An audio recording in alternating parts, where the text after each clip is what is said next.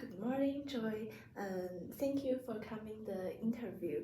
And today I would like to ask you something about your career, and maybe I will ask some of your experiment and your feeling about the career. And first, could you please introduce yourself and introduce the name of your career? My name is Joy, and I'm currently studying Bachelor of Counseling at Griffith University. I'm also working as a part-time counselor at a private practice in Brisbane. Thank you. And then I will move on the question. And the first question is about when and how did you decide to become a counselor? Before this counselor role, I've actually worked as a professional accountant for about 14 years. And gradually, I discovered my true life passion is try to help those people who are in the mental distress. It was about 3 years ago, I've decided I needed to come back to university to restudy in the professional field to become a counselor. And it was about 1 year ago, I got this role as a part-time counselor. Thank you. And what key things in your life do you think lead you to your decision?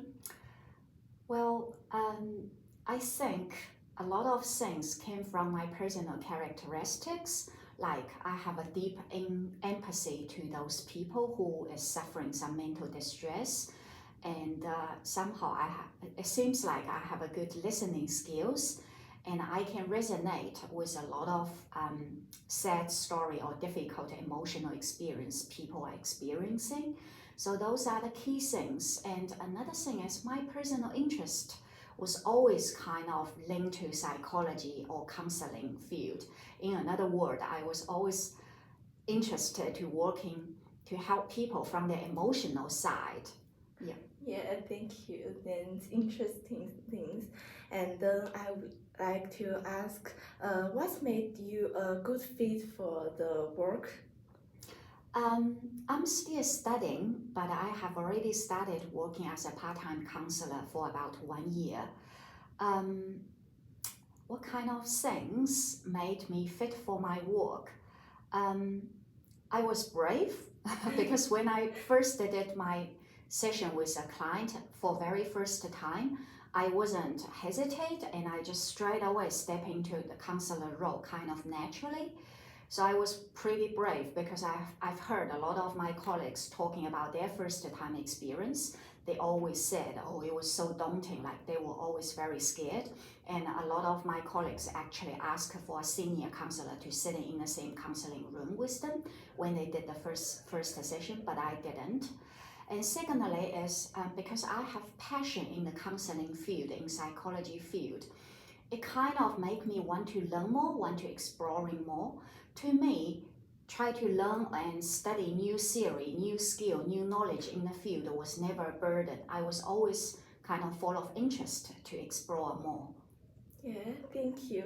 And then I will move on. What is important to you about the work? I mean, such as the values, the skills, ability, and some interests. What you mentioned actually pretty much have all aligned with why I choose to work as a counselor. The value possibly is the most important things aligned with who I am. I always wanted to help others when I'm seeing them suffering or when I'm seeing them experiencing something difficult in life. So counselor role 100% aligned with what I valued most, which is connection and caring to other people. And other things, personal interest, as I mentioned, I was very much interested in it, in this field before I even start my study. And everything else seems just aligned with what I'm doing. So I 100% love what I'm doing. Yes, that's good. And how does a specific career require those value, skills, and abilities? To work as a counselor, my understanding is you will have to go through some specific trainings. And I know a lot of institutes out there, they provide diplomas or kind of short-term training. And I personally, I did 1 year online diploma first. and then I registered myself to become an ACA member, and then I was studying my bachelor as well as doing the counselor role. But for me, I often think like 3 years official learning at university to complete a bachelor degree of counseling is very, very important, because you can learn so much from a broad way, and with all those courses, first year, second year, third year, step into the field, you're gonna gradually to be equipped with all those knowledge and skill you will need to work as a counselor. So if I have to say, like a bachelor degree is must have. Yes, I think so. And did you ever doubt your ability to be a counselor? Always. It's called imposter syndrome. And I believe not when I work as a counselor, even when I was working as an accountant, the inadequacy feeling like I am not the best to fit this role, or can I perform the best for this role, or do I have enough knowledge and skill to handle this role? Such questions always comes to my mind.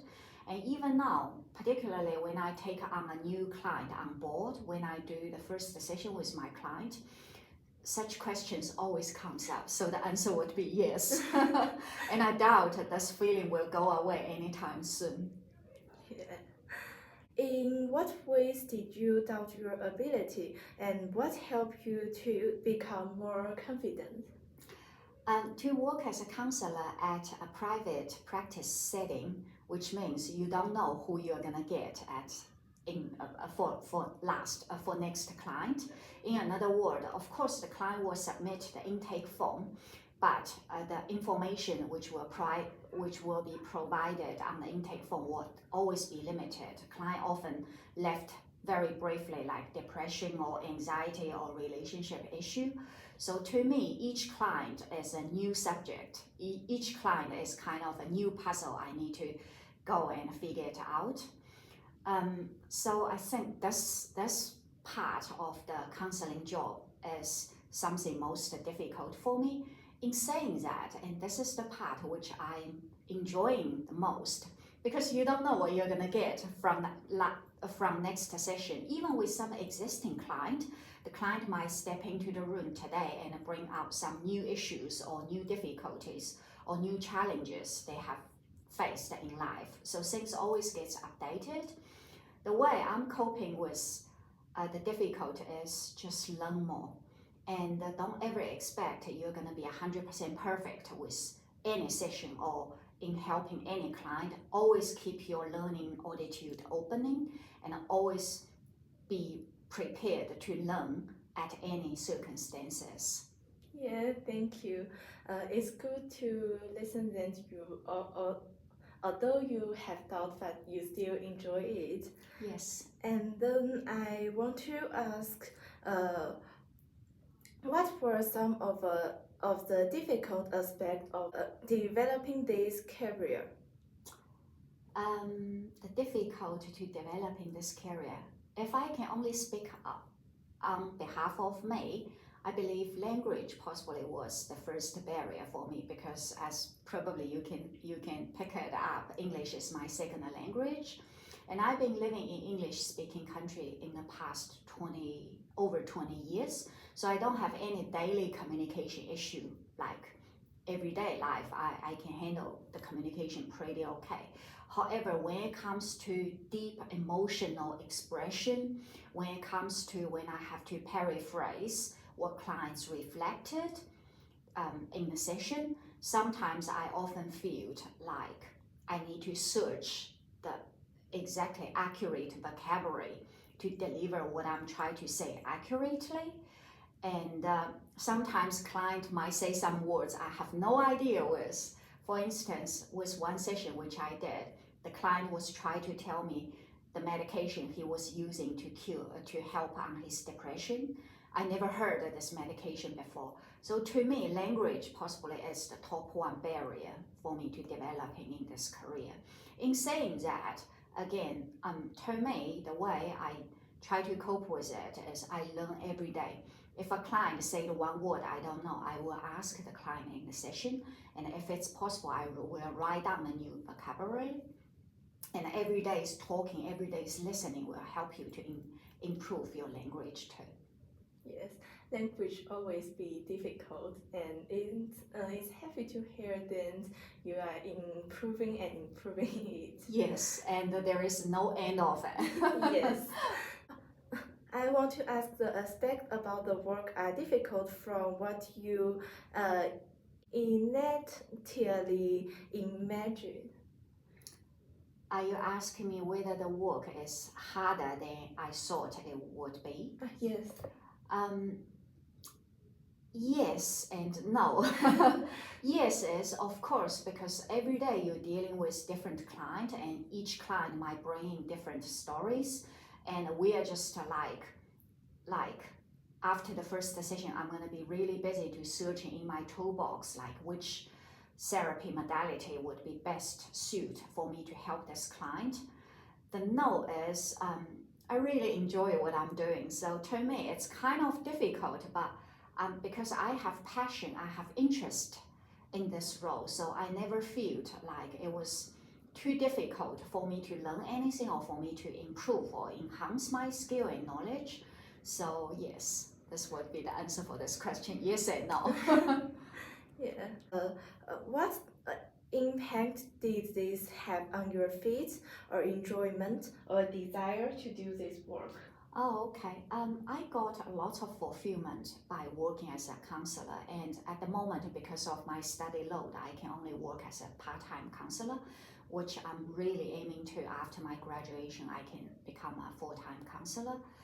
The pleasure and the desire, I think, it helps me to fulfill my nature desire. I'm always willing to help to somebody, and kind of when I'm helping somebody, when I see my client, they do feel better, they do better in life, it kind of gives me the successful feeling, achievement feeling, which is just priceless, like no other roles which I ever did in previously can help me to give me such fulfilled feeling.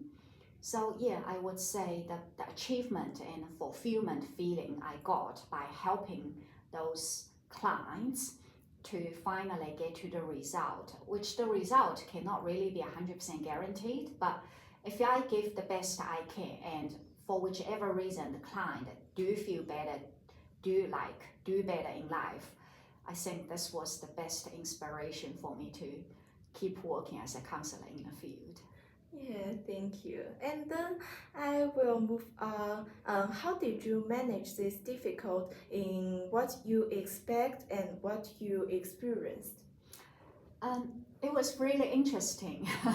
And talking from my personal experience as don't over prepared. I've got one scenario. I've got a client on her intake form. She listed anxiety. And I think that session happened in the second month after I started working as a counselor. So I went back, did a whole lot of preparation for how can I help a client with the anxiety. When she really sitting across the chair to me, all she expressed was actually the relationship issue. So I was sitting there and I was panicking because I was like, oh my God, I prepared everything for the anxiety, and now you just drop me off with something which I'm not familiar with. So for me, what I'm thinking is just open your heart, deep listening, active listening, and try to understand as much as you can from your client. And going from there, let the treatment plan happening naturally in between you and your client. And don't try to take the drive seat in the counseling sessions. Let your client lead you to the direction they want to be. Yeah, thank you. And then I want to ask, what is important to you about this work? What is important? Yes, what is important to you? That means, what do you value about your work? Again, it aligns with who I am. It aligns with my true life value. I always think if that in this world, like everybody can help everybody, then this world will become a much better place. So in order for me to sitting in the counseling room, doing those talking therapies with my client, eventually see them feel better, do better, it kind of gives me achievement feeling. And on the other hand, learning counseling degree also helping with my client. I'm also getting the mutual benefit from the sessions, because a lot of things actually when my client try to talking to me in the sessions, they also teaches me a lot of things in the sessions. I've got a client who is 100% a goal-driven person who achieved the success at age 26 or 27. So I was inspired by him. I realized that, yeah, nobody gets somewhere without putting the hard work, without putting the hard effort. And I've also learned a lot from the couples counseling sessions which I was doing with my client.